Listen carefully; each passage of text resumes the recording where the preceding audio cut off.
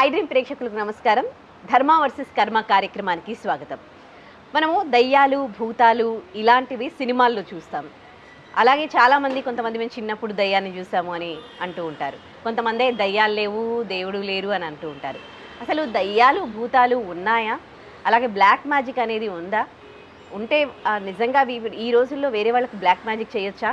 So ఇలాంటి doubts అన్నీ కూడా క్లారిఫై చేసుకుందాం. మనతో పాటు త్రివణ గురుపీఠం హీలింగ్ కర్మ గైడింగ్ సోల్ వ్యవస్థాపకురాలు, ప్రముఖ ఆధ్యాత్మికవేత్త డాక్టర్ హరిత గోగినేని గారు ఉన్నారు. మాట్లాడదాం. నమస్తే అండి. నమస్తే శ్రీ. చాలా డౌట్స్ క్లారిఫై చేస్తూ ఉంటారు మాకు ధర్మానికి సంబంధించి, అట్లాగే ఆధ్యాత్మికంగా ఏమన్నా డౌట్స్ ఉంటాయి. సో ఇవాళ మాత్రం దానికి కొంచెం క్వైట్ ఆపోజిట్. ఈ దయ్యాలు, భూతాలు ఒక ఆధ్యాత్మికవేత్తగా మీరు నమ్ముతారా? అసలు దయ్యాలు, భూతాలు అనేవి ఉన్నాయా? మంచి చెడులు ఎలా ఉంటాయో, పగలు రాత్రులు ఎలా ఉంటాయో, మంచి ఎనర్జీస్, బ్యాడ్ ఎనర్జీస్ అలాగే ఉంటాయి. మంచి ఎనర్జీకి మనం దైవం అని పేరు పెట్టుకోవచ్చు, బ్యాడ్ ఎనర్జీస్కి మనం దెయ్యం, భూతం అని పేరు పెట్టుకోవచ్చు. ఈ పదాలు మన పుస్తకాల్లో ఉన్న మాట నిజమే, కానీ బయట మన సినిమాలో చూపించినంత ఫ్యాసినేటింగ్ అయితే కాదు. అంటే మనకి చిన్న చిన్న ఎనర్జీస్ ఉంటాయి. ఇప్పుడు సబ్టల్ ఎనర్జీస్ అంటారు వాళ్ళని. కొన్నిసార్లు మనం సూక్ష్మ శరీరం గురించి కూడా వింటూ ఉంటాం. కొంతమంది యోగులు, సిద్ధులు సూక్ష్మ శరీరంలో కూడా ప్రాణం చేస్తుంటారు అని. సూక్ష్మ శరీరం అంటే అదొక పెద్ద సబ్జెక్ట్ మళ్ళీ. అంటే మన శరీరంలోనే మనకి సూక్ష్మ శరీరం అని ఉంటుంది. దాని ద్వారా కూడా ఒక స్థాయికి వెళ్ళాక, అంటే ఇప్పుడు యోగా, మెడిటేషను, సమాధి స్థాయిలు ఉంటాయి కదా, ఆ స్థాయికి వెళ్ళాక మనం ప్రాణం చేయొచ్చు. అంటే శరీరం ఇక్కడే ఉండి సూక్ష్మ శరీరం ద్వారా నువ్వు వేరే ప్రదేశాలకి వెళ్ళొచ్చు. అది కొంచెం కష్టమైన సాధన. కష్టమని ఎందుకు అంటున్నానంటే మనం కొంచెం ఎఫర్ట్స్ పెట్టాలి కాబట్టి. అది పక్కన పెడితే ఇలాగ కొన్ని మనకి ఎనర్జీస్ అనేది ఉంటుంది, కానీ మరీ చెప్పినంత కాదు. ఒకటైతే వాస్తవం. ఏం నమ్ముతున్నాం మనం? మనిషి మరణం తర్వాత ఆత్మ ఉంటుందనేది ఎలా మనం నమ్ముతున్నామో, అలాగా వాటిలో కొన్ని ఏదన్నా తీవ్ర స్థాయిలో ఉన్న వాటిని మనం దెయ్యాలు, భూతాలు అంటాము. అవి ఎక్కడి నుంచో రావు. ఇప్పుడు కలియుగం ఉందమ్మా. కలియుగంలో మనకి చెడు, అధర్మము, క్రూరత్వము, మానవత్వం తగ్గిపోవటం లాంటివి పెరుగుతున్నాయి. కలి యొక్క ప్రభావం ఇది. అంటే అర్థం ఏంటి? మనకి తెలియకుండా ఈ విశ్వంలో మంచి శక్తులు ఉన్నాయి, చెడు శక్తులు ఉన్నాయి. కానీ ఆ చెడు శక్తుల మీద మనము శ్రద్ధ పెట్టాల్సిన అవసరం లేదు. ఎప్పుడైతే మనం మంచి శక్తిని నమ్ముకొని మంచి శక్తిని మనం పూజిస్తామో అదే మనం దైవం అంటున్నాం. అప్పుడు మనం చెడు శక్తుల గురించి భయపడాల్సిన అవసరం లేదు. ఓకే. అయితే ఒక మనకి సినిమాలలో దయ్యాలకి, భూతాలకి ఒక వైట్ శారీ కట్టు లేకపోతే వైట్ డ్రెస్సెస్ చూపిస్తారు కదా. దయ్యాలు, భూతాలకి ఒక షేప్, ఈ నెగటివ్ ఎనర్జీకి ఒక ఆకారం అనేది ఉంటుందా? అంటే తల్లి, ఇప్పుడు దేవుళ్ళని కూడా మనం విగ్రహారాధన చేయటం అనేది మన ఆచారం కదా.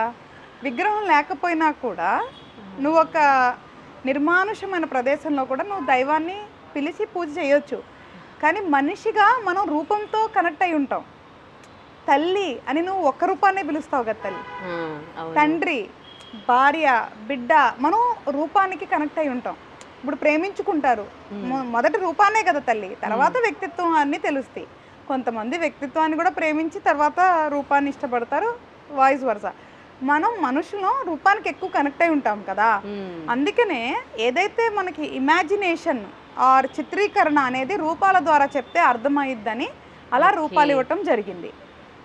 వైట్ ఎందుకు అంటే జనరల్గా తెలుపు అనేది శాంతికి నిదర్శనం కాబట్టి ఒకసారి మరణం తర్వాత ఆత్మ శాంతి రూపంలాగా వైట్, ఇప్పుడు ఏంజల్స్ అంటే వైట్ అంటాం కదా, మనకి దేవదూతలు అని చెప్తారు వేరే మతంలో. అట్లాగా శాంతికి నిదర్శనం కాబట్టి పీస్గా మంచి ఆత్మల్ని తెల్ల వస్త్రాలతో వర్ణించవచ్చు. ఈ బ్యాడ్ ఎనర్జీస్ని నువ్వు చూస్తే నల్ల దుస్తులతో మనకి వర్ణిస్తారు, చిత్రీకరిస్తారు. జస్ట్ మనం అర్థం చేసుకోవడానికి గుడ్, బ్యాడ్ అనే డిఫరెన్స్. ఇప్పుడున్న ఆధునిక ప్రపంచంలో వీటిలన్నింటినీ మూఢనమ్మకాలే అంటున్నారు. మూఢనమ్మకాల నిజాల పక్కన పెడితే వాటి గురించి మనకు అవసరం లేదు. మనిషిలో ఉన్న భయమే పెద్ద దెయ్యం, భూతం. మనిషిలో ఉన్న చెడు ఆలోచనలే దెయ్యాలు, భూతాల కింద కూడా చెప్పొచ్చు. ఇంకొక డౌట్, మనిషి అంటే సడన్గా చనిపోతే, ఏదో ప్రమాదంలో చనిపోతే, లేకపోతే వాళ్ళకి ఏమైనా కోరికలు తీరలేదనుకోండి, వాళ్ళు చనిపోయినా వాళ్ళ ఆత్మ ఘోషిస్తుంది, ఆత్మఘోష అని అంటారు. నిజంగా ఆత్మఘోష అనేది ఉంటుందా? తల్లి, ఆత్మఘోష అంటే అన్ని ఆత్మలకి ఉండే అవకాశం ఉండదు. కొన్నిటికి ఎక్కడ అంటే కొన్ని బంధాలు, రుణానుబంధాలు ఉంటాయి కదా, ఆ చివరి స్థాయిలో ఏదైనా రుణానుబంధం పూర్తి అవ్వకపోయినా వాళ్ళకి కొన్ని ఎనర్జీస్ ఉన్నా అప్పుడు ఏదన్నా కొన్ని రోజులు అవకాశం ఉంటుంది. ఇక్కడ ఈ మన శాస్త్రంలో చూస్తే మనిషి శరీరం విడిచిన ఆత్మ కొన్ని రోజులు ఉండటం అనేది మనకి ఆనవాయితీగానే ఉంది. మన ఊహ అది. అరే కోరిక తీరకుండా చనిపోయారే, వాళ్ళు దెయ్యాలు అవుతారని, లేదా వాళ్ళు ఇక్కడే తిరుగుతారని నేను చూశానని నేను ఫీల్ అవుతున్నాను. ఇది మనలో ఉన్న భ్రాంతి, మన ఆలోచనలు. మనిషి పుట్టుట కిట్టుట కొరకే, అంటే ప్రతి మనిషి పుట్టిన తర్వాత చనిపోవటం అనేది తథ్యం. ఇది మన వాళ్ళు ఒప్పుకోలేరు. ఎప్పుడైతే అంగీకరించావో ఏది నీకు నిజంలాగా కనపడదు. రోజులు పుట్టిన బిడ్డలు ఎంతమంది గంటల్లో చనిపోయేవాళ్ళు లేరు, రోజుల్లో చనిపోయేవాళ్ళు లేరు, నెలల్లో చనిపోయేవాళ్ళు లేరు, సంవత్సరాల్లో చనిపోయేవాళ్ళు లేరు. ఈ భూమి మీద వాళ్ళ ఆయుష్ ఎంతవరకో వాళ్ళు అంతవరకే. ఏది ఈ మనకి గ్యారంటీ లేదు. మనుషులు యొక్క ఆలోచనలు ఇలాగ సృష్టించుకుంటున్నాం. పుట్టి కొంత పెరిగిన తర్వాత నా కుటుంబం, నా ఇల్లు, నా డబ్బు, నాది నాది అన్న అహంతో అంతా మన సొంతం అనుకుంటున్నాం. ఎవరైనా చనిపోయినప్పుడు ఏడుస్తూ ఉంటారు. వీళ్ళు ఏమన్నా ఉంటారా? ఎవరు ఉండరు. అది ఒక అనుబంధం. ఒక మనిషితో మనకు అనుబంధం అయ్యి ఆ మనిషి దూరం అయినప్పుడు ఒక మానసిక స్థితి ఉంటుంది కదా, దానివల్ల బాధపడుతూ ఉంటారు. ఒకటి అంగీకరించాలి, పుట్టిన మనిషి చనిపోతారు. ఎవరో ఏదో చేస్తే చచ్చిపోరు, వాళ్ళకి టైం వస్తేనే చనిపోతారు. ఈ భూమి మీద వాళ్ళకి నూకలు ఎంతవరకో అంతవరకే ఉంటారు తప్ప ఎవరో ఏదో చేసి చంపాలనుకుంటే నిజంగా బోళ్ళంత జనాభా ఉన్నారు నాన్న ఇక్కడ. ఎందుకు ఇంత జనాభా ఉంటారు? నిజంగా ఈ శక్తులు ఇవన్నీ కనుక నిజమైతే ఇంత జనాభా ఎలా ఉంటారు నాన్న? అంతెందుకు, బోళ్ళంత మంది యోగులు ఉన్నారు, బోళ్ళంత మంది సిద్ధులు ఉన్నారు, బోళ్ళంత మంది మాంత్రికులు ఉన్నారు. చెడు సమాజంలో మరి ఇలాగా దుష్టులు ఉన్నారు కదా, మర్డర్లు మానభంగాలు చేసే వాళ్ళని మరి ఏదో ఒకటి చేసి చంపేయచ్చు కదా. మిమ్మల్ని ఎందుకు చంపుతారు? వ్యాపారంలోనో గొడవలోనో చిన్న లావాదేవీలకి మిమ్మల్ని ఎందుకు చంపుతారు? వాళ్ళకి అన్ని శక్తులు ఎక్కడ ఉంటాయి? అంత డబ్బిస్తారా వాళ్ళు? ఎక్కడుంది? ఇదంతా మనలో ఉన్న అపోహలు, భయాలు. మనలో ఉన్న అపోహలు, భయాలే మొదటి దెయ్యాలు, భూతాలు. ఇది ఫస్ట్ అర్థం చేసుకోవాలి. చావు అనేది నిజం, దాన్ని అంగీకరించాలి తప్ప దాన్ని వేరే దాంతో ముడిపడి మానసికంగా బలహీనపడకూడదు. అప్పుడు ఉన్న మనుషులు కూడా బాధపడాల్సి వస్తుంది. అయితే ఇప్పటికీ కూడా కొంతమంది ఇట్లా దయ్యం పట్టింది అని అంటుంటారు. ఊళ్ళల్లో ఎక్కువగా మనం ఇది వింటూ ఉంటాం. దయ్యం పట్టడం ఏంటి మరి అట్లాంటప్పుడు? అంటే అది కూడా వాళ్ళలో ఉన్న అపోహనేనా? అవును తల్లి, మానసిక స్థితి. కొంతమందికి వాళ్ళ మైండ్ ఉన్న కండిషను, అంటే చాలామందికి సైన్స్ తెలియదు నాన్న. వైద్య రంగంలో ఉన్న రోగాలు అందరికీ తెలియవు, మానసిక రోగాల గురించి అయితే అస్సలు తెలియవు. సిటీలో వాళ్ళకే తెలియదు, ఇంకా విలేజెస్లో ఎట్లా తెలుస్తుంది?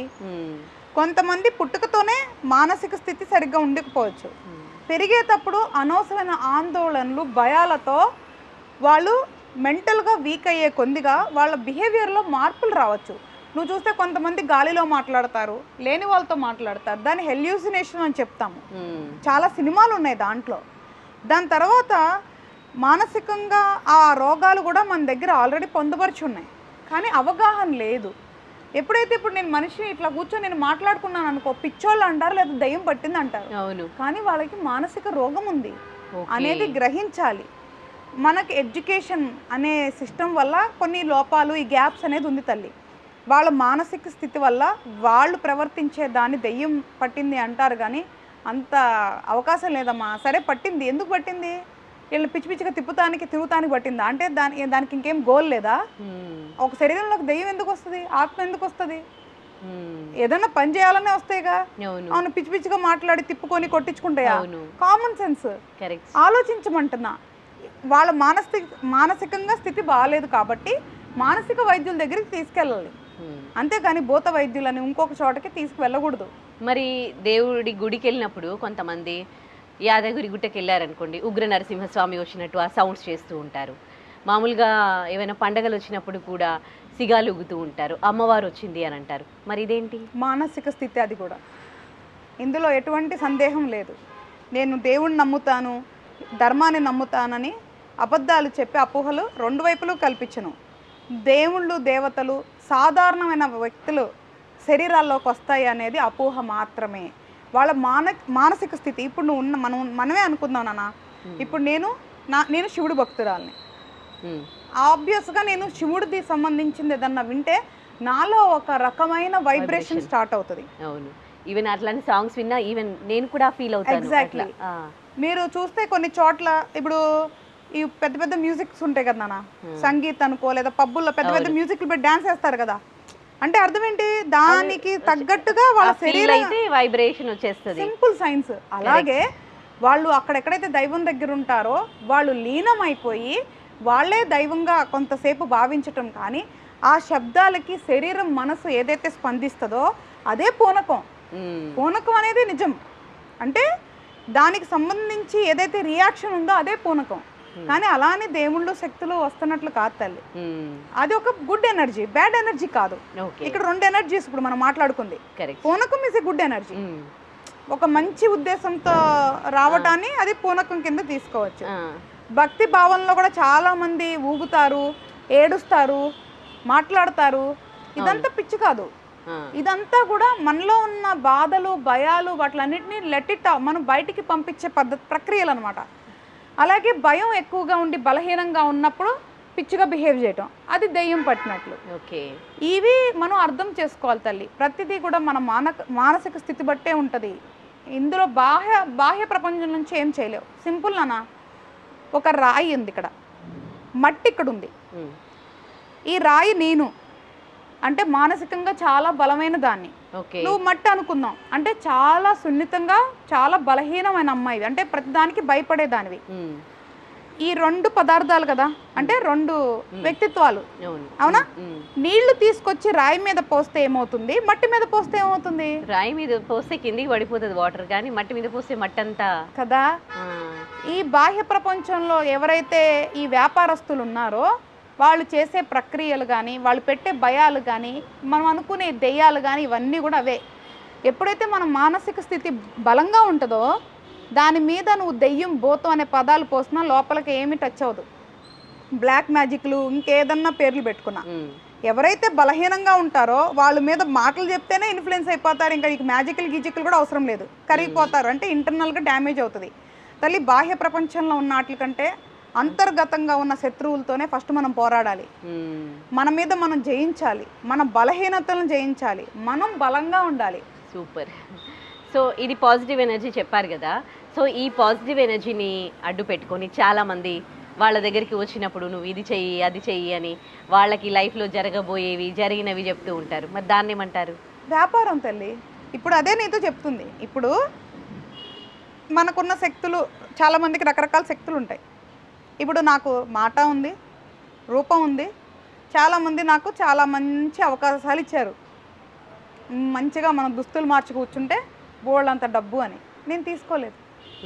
నా జీవితం నేను చేసుకుంటూ ఉన్న సమయాన్ని నలుగురికి సేవా రూపంలో జ్ఞానం పంచే రూపంలో మనం ఒక మార్గంలో వెళ్తున్నాం. మన దగ్గరికి వచ్చే వాళ్ళందరికీ కూడా మనం ఏం చెప్తాం, నేను నీ తలరాత మార్చున్నది. పబ్లిక్ స్టేట్మెంట్స్ ఉంటాయి వీడియోస్ మన ఛానల్లో కానీ నా ఛానల్లో కానీ. ఫస్ట్ స్టేట్మెంట్ ఆఫ్ వీడియో ఏంటి, నేను మీ తలరాతను మార్చను, నేను మాయలు చేయను, నేను మార్గం చూపిస్తా, నడవాల్సింది నువ్వే, నీ తలరాత నువ్వే మార్చుకోవాలి, నిన్ను నువ్వే జయించాలి, ఇలా చెప్తున్నాం కదా.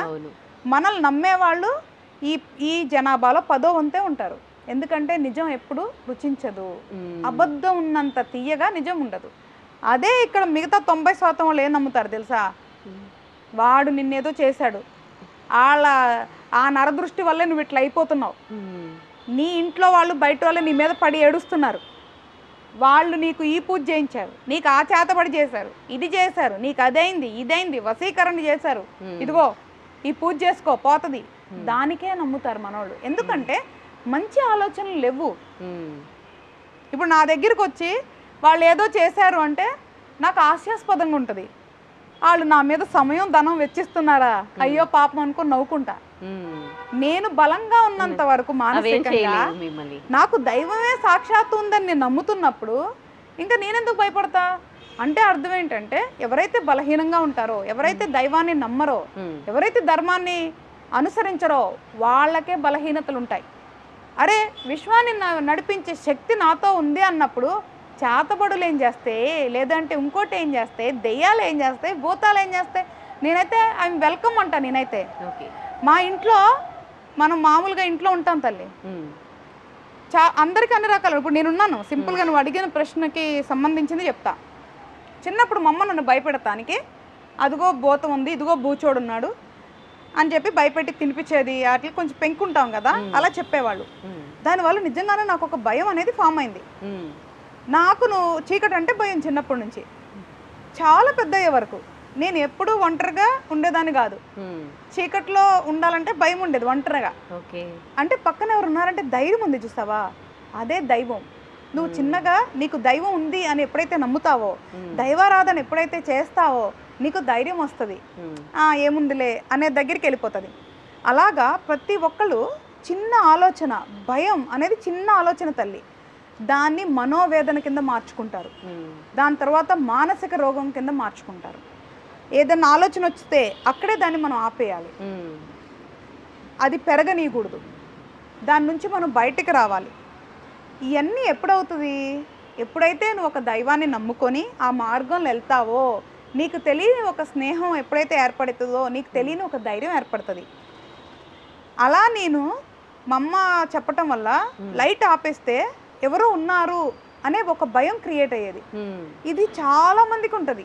ఎందుకు? మనం ఈ దెయ్యాలు భూతాలు స్టోరీలు వినటం వల్ల ఎప్పుడైతే మళ్ళీ వెలుతురులో భయం ఉండదు, చూసావా, వెలుతురు అంటే జ్ఞానం తల్లి. ఎప్పుడైతే నువ్వు తెలుసుకుంటావో అదే జ్ఞానం. చీకటి అంటే ఏదైతే ఉందో అది భయం, అజ్ఞానం.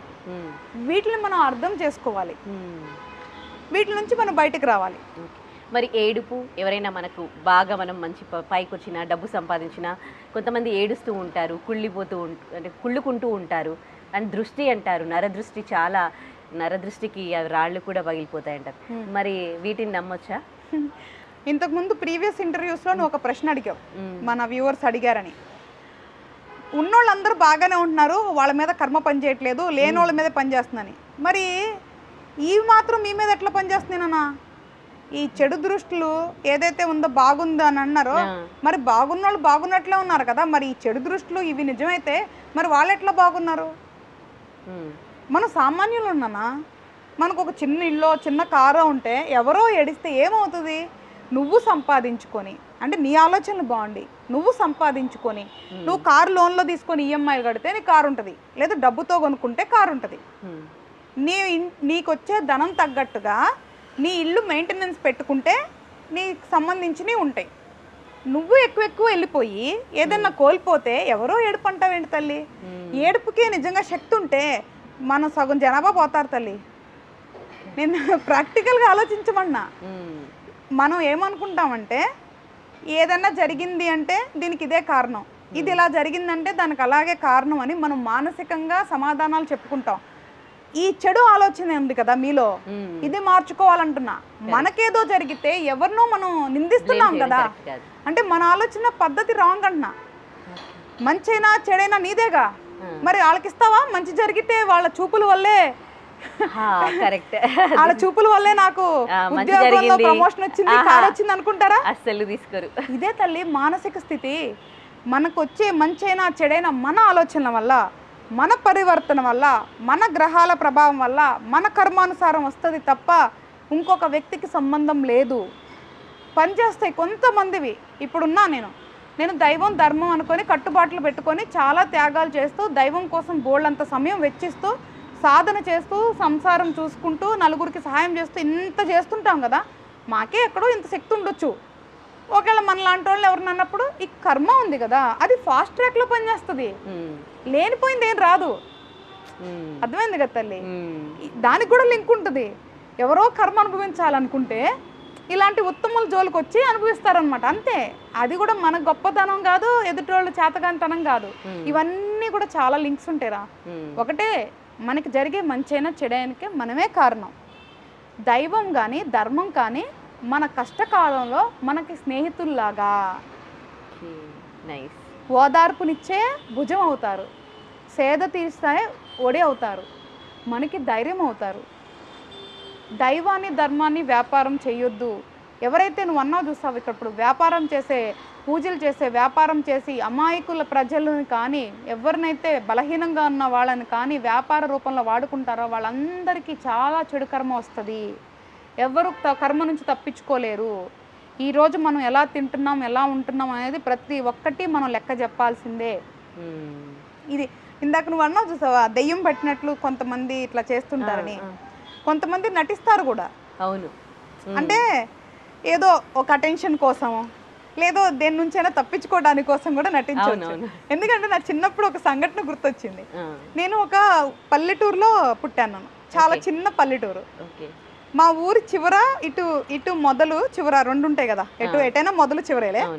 ఒక చివర ఏమొచ్చి బ్రాహ్మిన్స్ వాళ్ళ కుటుంబం ఉంటది, ఇంకొక చివర వచ్చి ఈ పూజలు చేసే ఆయన ఒక ఆయన ఉంటాడు.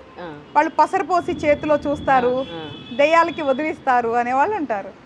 నేను ట్యూషన్కి స్కూల్స్కి వెళ్ళేటప్పుడు వీళ్ళు దెయ్యం పట్టిన వాళ్ళు రోడ్డు మీద వెళ్ళే వాళ్ళు ఇట్లాంటి వాళ్ళందరినీ చిన్నప్పుడే చూసాను అనమాట.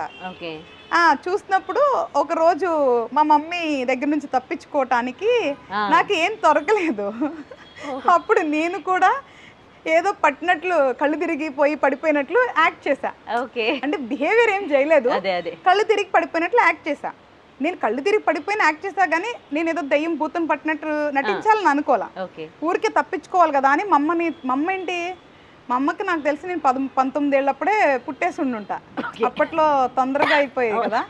అప్పుడు ఒక 6-7 ఏళ్ళు ఉంటే ఆవిడకి ఏముంటుంది 25 ఏళ్ళు, చాలా ఎంగుగా ఉండేది. నేను బాగా తుంటర పనులు చేస్తుండేదాన్ని. శ్రీకృష్ణుడు ఎలాగ పనిష్మెంట్లు ఉండే నాకు అలా ఉండేది. నేను తప్పించుకోవడానికి పారిపోతుంటే ఆవిడ నా వెనకాల పరిగెడతా ఉండేది. అలసట వచ్చేది కాదు. రౌండ్లు వేసేవాళ్ళం గడ్డి వాన్ చుట్టూ, అక్కడ ఇక్కడ పెరట మొత్తం టామ్ అండ్ జెర్రీ లాగా పరిగెత్తేవాళ్ళం.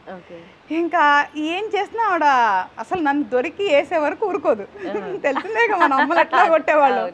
ఇప్పుడంటే పెద్ద అఫెన్స్లు అనుకో, మామూలు కొట్టేది కదా మా అమ్మ. ఇంకా ఏం చేయాలనుకుని ఇంకా ఆ రోజు ఏం తేలిగా కళ్ళు తిరిగి పడిపోయినట్లు పడిపోయా. కరెక్ట్ గడ్డివాన్ దగ్గర జరిగింది ఇష్యూ మా పెరట్లో. ఇంకా దాంతో సరే అని తీసుకొని వెళ్ళి పడుకోబెట్టారు. కూర్చున్నారు. అయ్యో పడిపోయానని పాప మా మమ్మీ చాలా బాధపడుతూ అక్కడే కూర్చుంటే ఇంతలోకి వేరే అమ్మమ్మలు వాళ్ళు వస్తారు కదా, వాళ్ళు వచ్చి గడ్డివాన్ దగ్గర పడిపోయిందా, అయితే ఏమన్నా గాలి సోకుంటుంది అన్నారు. అది వింటా ఉన్నా, ఇదేదో బాగుంది కొంచెం సేపు అట్లాగే ఉందామని అలాగే సైలెంట్గా ఉంటే ఎంత మూఢనమ్మకాలు అనుకున్నావు. ఊరు జనం అంతా పోగైపోయారు. అప్పుడేమో లెగలేను నేను ఇంకా. ఇప్పుడు గాలి సోకింది అనుకుంటున్నారు. అప్పుడు లెగిస్తే ఎట్లాగా చిన్నగా కన్ను ఇట్లా కొంచెం ఓపెన్ చేస్తే ఉంది బోర్డు అంత జనం. ఇంకా నేను ఇంకా చూడు ఎంత నాకు ప్యాథటిక్ అనిపించిందంటే. సో ఇట్లాగా జరుగుతుంది. అది నాకు అమాయకత్వంతో తెలియకుండా చేస్తా, కొంతమంది తెలియక కూడా చేసి ఉండొచ్చు. సో ఇవన్నీ కూడా మన ఆలోచనలు, మన ఉద్దేశాలు, మన బిహేవియర్స్ మీదే ఆధారపడి ఉంటాయి అన్నమాట. కరెక్ట్. మీరప్పుడు చిన్నపిల్ల ఉండి ఏదో అమ్మ నుండి తప్పించుకోవడానికి అలా చేస్తే ఇప్పుడు అదొక బిజినెస్ లాగా, వ్యాపారం లాగా వచ్చి మీకు ఈ సమస్యలు ఆ సమస్యలు అని చెప్పి అలా చేస్తూ ఉన్నారు. తర్వాత అడ్మిట్ అయిపోయా. ఎందుకంటే నాకు ఇష్టం ఉండదు అనమాట, మనసులో నాకు చాలా ఇదిగా ఉంటుంది అప్పటి నుంచే. తర్వాత మమ్మీతో చెప్పాను నేను ఇట్లాగా కావాలనే చేశాను అని, ఏమనలేదు. ఇప్పుడు కొంతమంది ఊళ్ళల్లో ఇట్లా దయ్యం పట్టిందని వదిలించాలి అని వదిలించడానికి పూజలు కూడా చేస్తూ ఉంటారు. అసలు దయ్యాలే మీరు ఇది అంటున్నారు, మరి ఆ పూజలు ఏంటి? మరి వ్యాపారాలు కానీ కొన్నిసార్లు ఆ వ్యాపారం కూడా మంచిది అవుతుంది. వీళ్ళు మానసిక స్థితి ఒకవేళ బిహేవియర్ ఉంది కదా తల్లి, వాళ్ళకి ఏదో పట్టిందని వాళ్ళు నమ్ముతున్నారు, పక్కన వాళ్ళు నమ్ముతున్నారు. కొన్నిసార్లు ఏమవుతుందంటే ఈ పూజల వల్ల మానసికంగా ఒక ధైర్యం కూడా కలగొచ్చు. ఈ పూజ చేయటం వల్ల ఇది పోయింది అన్న ధైర్యంతో కూడా మానసికంగా వాళ్ళ ఆలోచనల పద్ధతి మారి కూడా సరయ్యేదానికి కొన్నిసార్లు అవకాశం ఉంటుంది. కాబట్టి ఈ పూజలు అనేది కొన్నిసార్లు మనకి మంచి అవ్వచ్చు, కానీ నేనేమంటున్నానంటే ఆ స్థితికే వెళ్ళొద్దు అంటున్నా. అసలు ఈ దెయ్యాలు, భూతాలు, చెడులు, ఈ చెడు పూజలు, చెడు ఎనర్జీలు, వీటి జోలికి వెళ్ళొద్దు. ఆ పూజలు వాటి జోలికి వెళ్ళొద్దు, వాటిని పెంచి పోషించొద్దు. కొన్నిసార్లు అవి మితిమీరిన తర్వాత చాలా అనర్థాలు వస్తాయి. ఇప్పుడు మనం సినిమాలో చూసే కొన్ని జరగకుండా ఏమి ఉండవమ్మా బయట. కొంతమంది పాపం ఆడవాళ్ళు వెళ్ళినప్పుడు వాళ్ళ అవసరాలని, బలహీనతని వాడుకునే వాళ్ళు చాలా మంది ఉంటారు నాన్న. స్వామీజీలని, బాబాలని. గ్రామాల్లో కాదు, ఇప్పుడు సిటీలోనే ఇవి ఎక్కువైపోయాయి. మోసాలు, వేషాలు వేసుకొని గడ్డాలు పెంచేసి, జుట్లు పెంచేసి మనం ఎడ్యుకేట్ అవ్వాల్సింది మానసికంగా అంటున్నా, పుస్తకాల పరంగా కాదమ్మా చదువుకోవాల్సింది. మనం మానసిక స్థితిలో మనం ఎడ్యుకేట్ అవ్వాలి. అదే జ్ఞానం అంటే. తెలుసుకోవాలి నిజమేంటి అబద్ధం ఏంటి అనేది తెలుసుకోవాలి, ఆలోచించాలి. ఏదైనా ఆలోచించు, ఆ తర్వాత అడిగే. ఎప్పుడూ కూడా అనవసరమైన డబ్బు సమయం వేస్ట్గా చేయొద్దన్నా. అదే డబ్బు వేరే చోట నీకో లేదా మంచి పనికి ఉపయోగించుకోవచ్చు కదా తల్లి. అయితే నాకు ఒక సోషల్ మీడియాలో ఒక వీడియో చూశాను అనమాట. ఒక ఆవిడ అంటే అమ్మవారు వచ్చినట్టుగా వేషం వేసుకొని ఆమెకు నెయ్యి అభిషేకము, పాలాభిషేకం, తేనాభిషేకం చేస్తూ ఉంటే ఆవిడ కళ్ళు ఇట్లా పెట్టేసి అది తింటుంది. అంటే ఇలాంటి వాళ్ళు ఇలా చేయడం ద్వారా ఒక ధర్మాన్ని అందరూ నమ్మకుండా హేళనకు గురయ్యే అవకాశాలు ఉంటాయి కదా. ఉంది తల్లి, నేను అదే చెప్తున్నా. వ్యాపార వేదన ఉంటే వేరేగా చేసుకోండి, మన శాస్త్రాలతో మన దైవాలతో చెయ్యొద్దు. అదే చెప్తున్నా. ఇప్పుడు అందుకే కదా తల్లి, ఇప్పుడు చాలామంది అడుగుతున్నారు ఎందుకమ్మా నీకు ఈ వయసులో ఇవన్నీ చెప్తున్నావు అని. ఇక్కడ కొన్ని కోట్లలో చెడు పెరిగినప్పుడు నాలాగా ఇంకా చాలామంది ఉంటారు. కొంతమందినైనా దేవుడు సృష్టించుకుంటాడు కదా తల్లి చెప్పడానికి. మా బాధ్యత ఈ జ్ఞానం ఏదైతే మాకు వచ్చిందో నలుగురికి పంచుకునేది. ఇది చేరటానికి చాలా సమయం పట్టింది, కానీ ఇది బలమైనది. ఏదైతే మనం చెప్తున్నామో, మనం ఏదైతే ధైర్యం ఇస్తున్నామో, బలహీనతని ప్రారదోలుతున్నామో, మనది చాలా బలమైన విద్య. నువ్వు చెప్పావు చూసావా, అదే వద్దు అని చెప్తున్నాను. వాళ్ళకి ఉంటుంది కర్మ, చాలా తొందరగానే ఉంటుంది. ఇవన్నీ పక్కన పెట్టు తల్లి. అసలు నిజంగా దైవం ఎలాంటి వాళ్ళని ఇష్టపడిద్ది అని ఇంతకుముందు కూడా చెప్పాను నేను. ధర్మంగా ఉండే వాళ్ళని, సాధన చేసే వాళ్ళకి కదా తల్లి దైవం ఇష్టపడుతుంది. తప్పుడు మార్గాల్లో వెళ్ళే వాళ్ళకి దైవం ఎందుకు వస్తుందమ్మా? దైవం అంత ఖాళీగా ఉంటుందని ఎలా అనుకుంటారు వీళ్ళు? ఎన్ని సంవత్సరాలు తపస్సు చేస్తేనో ఇంతకు ముందు దైవం వచ్చేది. ఇప్పుడు కూడా కొన్ని సంవత్సరాలు సాధన చేస్తేనే దైవ అనుగ్రహం కలిగేది.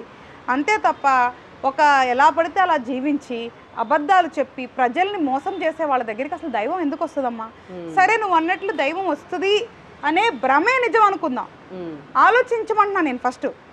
నిజంగా నీ దగ్గరికి దైవం వస్తే నువ్వేం చేస్తావు? సోషల్ మీడియాలో ముందు కూర్చొని ఊగుతూ రీల్స్ చేస్తావా? జనాలు పిలుచుకొని ఏం చేస్తావు నువ్వు? అంటే ఇంకంతకంటే మంచి పనులు చేయరా నానా? దైవం అవతారాలు ఎత్తింది ఎప్పుడు తల్లి? యుగానికి ఒక అవతారం దైవం ఎందుకు ఎత్తారు? ఏదో రాక్షసుల్ని సంహరించడానికో పాపం బాగా ముదిరినప్పుడు దైవాల అవతారాలు ఎత్తి చేశారు తల్లి. ఇప్పుడు కూడా బోల్డ్ అన్ని జరుగుతున్నాయిగా.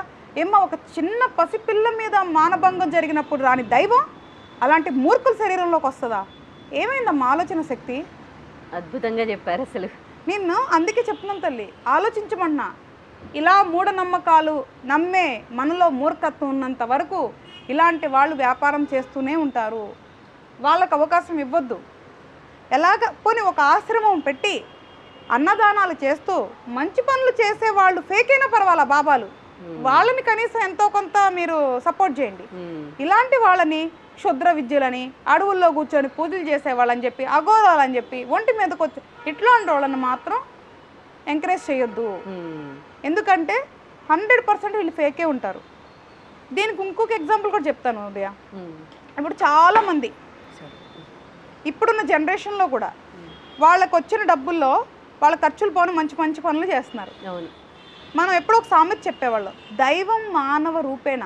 అంటే మనిషిలోనే దైవత్వం ఉంటుంది అని. అంతేగాని దైవత్వం మనిషిలోకి వచ్చిందని కాదు. ఫస్ట్ ఈ అర్థాలు అర్థం చేసుకోవాలి. ఇప్పుడు నేను సాఫ్ట్వేర్ ఉద్యోగం కోసం నేను అప్పట్లో ట్రై చేసేటప్పుడు అంతకుముందు కూడా చాలా కైండ్ హార్ట్ ఉండేది నాది. అంటే చాలా సున్నితమైన మనస్తత్వం అనమాట. అంటే ఎవరైనా బాధపడుతుంటే తట్టుకోలేకపోయేదాన్ని. వాళ్ళకి నాకు సంబంధం ఉండేది కాదు, అనుబంధాలు ఏముండేవి కాదు. అంటే మా ఇంట్లో వాళ్ళు బాధపడితే ఎంత బాధపడతానో బయట వాళ్ళు బాధపడినా అంతే బాధపడేదాన్ని. అది చాలా డేంజరస్ మనస్తత్వం అనిపించింది నాకు. అంటే మనశ్శాంతిగా బతకలేం కదా. నేను అప్పటి నుంచి న్యూస్లు చూడటం, న్యూస్ పేపర్లు చదవటం అన్నీ ఆపేసా. అప్పుడు ఆపింది ఇప్పుడు కూడా మళ్ళీ మొదలు పెట్టాల. ఎందుకంటే ఎక్కడన్నా ఏదైనా జరిగింది న్యూస్ పేపర్ చూసావంటే ఏముంది, న్యూస్ చూస్తే వాడు కొట్టుకున్నాడు, ఈడు చచ్చాడు, వాళ్ళని ఇచ్చేసారు, వీళ్ళని ఇచ్చేసారు, ఇవే కదా తల్లి. అదంతా నా మనసు చెల్లించేసేది అనమాట. ఏదో చెయ్యాలి అనే తపన ఉండేది నాకు. ఉద్యోగం కొంచెం దేవుడి గుడికి వెళ్ళి ఇప్పుడున్న ఉద్యోగం మా ఇంటికి కొంచెం అంటే ఎప్పుడు కూడా తల్లి ధర్మం అనేది మన కుడి చేతితో చేస్తే ఎడం చేతికి తెలియకూడదు గోప్యంగా అంటారు. నేను అట్లా గోప్యంగానే ఎప్పుడు ఉంటుంది. ఇప్పటికీ కూడా నువ్వు ఎక్కడ అసలు నా సేవ చేసిన ఫోటోలు కానీ వీడియోలు కూడా ఉండవు తల్లి. నాకు పూజ చేసినవి ఉండవు, సేవ చేసినవి ఉండవు. కొంచెం ఎక్కువ వచ్చు కదా, ఇంకొంచెం ఎక్కువ ఓకే సహాయం చేస్తాను కదా, నా జీతం ఎక్కువ వస్తే అలా అడిగేదాన్ని. ఓకే ఎందుకంటే ఎప్పుడన్నా అప్పట్లో కొంచెం ఈ ట్రాఫిక్ సిగ్నల్ దగ్గర నిజంగానే ఉండేవాళ్ళు, తర్వాత అది కూడా వ్యాపారం అయిపోయింది. ఇప్పుడు అందుకే ఎంకరేజ్ చేద్దాం నేనే చెప్తున్నా, అలా కోరుకుంటూ ఉండేదాన్ని. అలాగా కొంచెం జాబ్ వచ్చినప్పుడు ఇంకొంచెం నాకు తోచిన సహాయం చేస్తుండేదాన్ని. ఇప్పుడు నిజంగా దైవం వస్తే చిల్లర పనులు చేయకుండా ఈ ప్రపంచానికి ఏం కావాలి, ఈ సృష్టికి ఏం కావాలి, మానవ జాతికి ఏం కావాలో చేస్తాం. కానీ ఇంట్లో కూర్చొని అలంకారం చేసుకొని వచ్చిపోయే అమాయకుల దగ్గర డబ్బులు తీసుకొని నా తల్లి ఒక దైవం చేస్తుంది. ఈ అంటే మన దైవాన్ని మనం ఎంత కించపరుస్తున్నాం. ఈ పాపానికి ఆనకట్టేసే రోజు వస్తుంది తల్లి. అసలు దైవం మీనింగే వీళ్ళకి తెలియట్లేదేమో అనిపిస్తుంది ఆ వచ్చే వాళ్ళకి, అంతే కదా. అదే మన దురదృష్టం తల్లి. మన శాస్త్రం ఎంతో గొప్పది, ఎన్నో గొప్ప విషయాలు చెప్పింది, ఎన్నో గూఢ రహస్యాలు ఉన్నాయి, ఎన్నో శక్తులు ఉన్నాయి. అవన్నీ వదిలేసి ఎందుకమ్మా ఈ డ్రామాలు? మరి ఎందుకు తెలియట్లేదు అంటున్నారు? మనుషుల అమాయకత్వం, మూర్ఖత్వం, మూఢనమ్మకాలు. తల్లి మంచి కంటే చెడుకి ఎక్కువ శక్తి ఉంది కలియుగంలో. అమ్మ తల్లి ఫస్ట్ మనది సత్యయుగం కదా తల్లి, అప్పుడు సత్యానికి ఎక్కువ ఉండేది. కలియుగంలో చెడుకి ఎక్కువ ప్రభావితం అవుతారు. అందుకే ఈరోజు నీకు గ్యాడ్జెట్స్ వరల్డ్లో ఎక్కువైపోయారు, వరల్డ్లో ఎక్కువైపోయారు, చెడు వీడియోలు చెడు ఫోటోలు క్రియేట్ చేయడంలో ఎక్కువైపోయారు, ఎదుటి వాళ్ళని తిట్టే దాంట్లో పైశాచక ఆనందం, చెడు కమెంట్స్ పెట్టే దాంట్లో పైశాచక ఆనందం. ఎక్కడికి వెళ్తున్నాం మనం ప్రపంచంలో? ఇలాంటి ప్రపంచంలో ఇవే ఉంటే తల్లి. అందుకనే దెయ్యాలైనా భూతాలైనా మనుషుల ఆలోచనల కంటే మాత్రం భయంకరమైనైతే కాదు తల్లి. ఇప్పుడు మీరే కొంతమందికి మానసిక రుగ్మత అంటున్నారు కదా, దాన్నే వాళ్ళు అదేంటి దయ్యం పట్టిందనో లేకపోతే దేవుడు వచ్చాడనో అని ఫీల్ అవుతూ ఉంటారు కదా. సో అలాంటి వాళ్ళకి మీరు ఏం చెప్తారు? ఎప్పుడు ఎవరి కుటుంబంలో అయినా ఇలా గనక మీరు చూస్తే మానసిక వైద్యులు ఉన్నారమ్మా మన దగ్గర. పట్టాలు అంటే చదువుకొని పట్టాలు పుచ్చుకొని మనకి జాబ్ చేసేవాళ్ళు చాలామంది ఉన్నారు. మానసిక వైద్యులు అంటారు వాళ్ళని, సైకాలజిస్ట్ సైకాట్రిస్ట్ అంటారు. వాళ్ళ దగ్గర తీసుకొని వెళ్ళండి. అసలు యాక్సెప్ట్ చేస్తారా ఈ మాటలు? చెయ్యాలి. ఇలాగా వేరే వాళ్ళ దగ్గరికి వెళ్ళి అన్నీ కోల్పోయేదానికంటే చక్కగా వైద్యంలో ఉన్న దైవంగా మనం భావించే వైద్యుల దగ్గరికి వెళ్ళి దాని సమస్యకి పరిష్కారం చేసుకోండి. లేదా మీకు మీరు కూడా ఓవర్కమ్ అవ్వచ్చు కొన్ని ప్రాక్టీస్ చేసి. ఆలోచనల నుంచి బయటకు వచ్చేలాగా మనం కూడా ప్రాక్టీస్ చేసి మన చుట్టూతో ఉన్న మన కుటుంబంలో వాళ్ళు కూడా సహాయం చేసి ఆలోచనల నుంచి బయటకు వచ్చేదానికి కూడా అవకాశం ఉంటుంది. ఒకవేళ వైద్యుల దగ్గరికి వెళ్ళలేకపోతే ఫస్ట్ అందరూ నేర్చుకోవాల్సింది ఏంటి అంటే, ఒక గైనకాలజిస్ట్, ఒక హార్ట్ డాక్టరు, ఒక మోకాళ్ళ వ్యాధికి తగ్గించే వైద్యులు ఎలాగ ఉన్నారో మానసిక వైద్యులు కూడా అలాగే ఉన్నారు. గౌరవించండి. మానసిక వైద్యుల దగ్గరికి వెళ్ళటం ఏదో పిచ్చి డాక్టర్ అన్నట్టు చూడమాకండి. అన్ని మానసిక రోగాలు పిచ్చి కాదు, దాంట్లో రకరకాలు ఉంటాయి. అది కూడా శరీరానికి సంబంధించిన ఒక అవయవం లాగానే ఉంచాలి. మన సైకాలజిస్టులని వాళ్ళని కూడా గౌరవించి మిగతా డాక్టర్ దగ్గరికి ఎలా వెళ్తామో అలాగే గౌరవంగా గర్వంగా ఆ డాక్టర్ దగ్గరికి కూడా వెళ్ళండి. ఇలా పిచ్చి భూత వైద్యులు వాళ్ళ వీళ్ళ దగ్గరికి వెళ్ళకుండా ఇలాగ గౌరవంగా వెళ్ళండి. దెయ్యం కంటే కూడా మానసిక స్థితి అనేది ఇంకా చాలా బెటర్ అనేది నా ఉద్దేశం. కరెక్ట్. సో ఇలాంటి వాళ్ళను నమ్మి వాళ్ళ దగ్గరికి వెళ్ళి వాళ్ళకి ఏదో దానికి రెమెడీ దొరుకుతుందని నమ్మే ప్రజలు కూడా ఉన్నారు. సో అలాంటి వాళ్ళందరికీ కూడా మీరు ఏం చెప్తారు ఈ రోజుల్లో? ఆలోచనే దెయ్యం, మన భయమే భూతం. ఇవి బాహ్య ప్రపంచంలో లేవు, మనలోనే ఉన్నాయి. మన చుట్టూతో ఉన్న పరిసరాలని మనల్ని పరిశుభ్రంగా ఉంచుకోవాలి. మన ఇంటిని మన వ్యవస్థల్ని అన్నిటినీ పరిశుభ్రంగా ఉంచుకోవాలి. మన లోపల ఉన్న సంస్థ ఏదైతే మన మానసిక వ్యవస్థ ఉందో దాన్ని పరిశుభ్రంగా ఉంచుకోవాలి. మంచి ఆలోచనలు చేయండి. ఎవరి గురించి చెడు ఆలోచనలు చేయమాకండి. మంచి మాటలు మాట్లాడుకోండి. మీరున్న పరిసరాలలో మంచి వార్తలు చూడండి, మంచి కథలు వినండి, మంచి పాటలు వినండి. చైతన్యవంతంగా జీవించటానికి ఏమేమి కావాలో అవన్నీ చేయండి. మంచి ఆహారం తినటం, దైవాన్ని నమ్ముకోవటం, మంత్ర సాధన చేయటం, మంచి మార్గంలో వెళ్ళటం, ధర్మాన్ని కట్టుబడి ఉండటం, కర్మని నమ్మటం, మన చుట్టూతో ఉన్న వాళ్ళని గౌరవించటం, ఇట్లాంటి పనులు చేయండి. మానసికంగా ధైర్యంగా ఉన్నప్పుడు ఈ బాహ్య ప్రపంచంలో ఉన్న ఏది ఎవరు ఏమీ చేయలేరు. ఇది ఒక్కటే గుర్తుపెట్టుకోండి, మన మనసే అన్నిటికంటే ప్రమాదకరమైనది. ముందు దాన్ని జయించండి, అప్పుడు బాహ్య ప్రపంచంలో ఉన్న ఏది మనల్ని ఏమీ చేయలేవు. అద్భుతం, చాలా అద్భుతంగా అన్ని విషయాలకు సంబంధించి మీరు మంచి పరిజ్ఞానాన్ని ఇచ్చారు. థ్యాంక్ యూ సో మచ్ అండి. థ్యాంక్స్.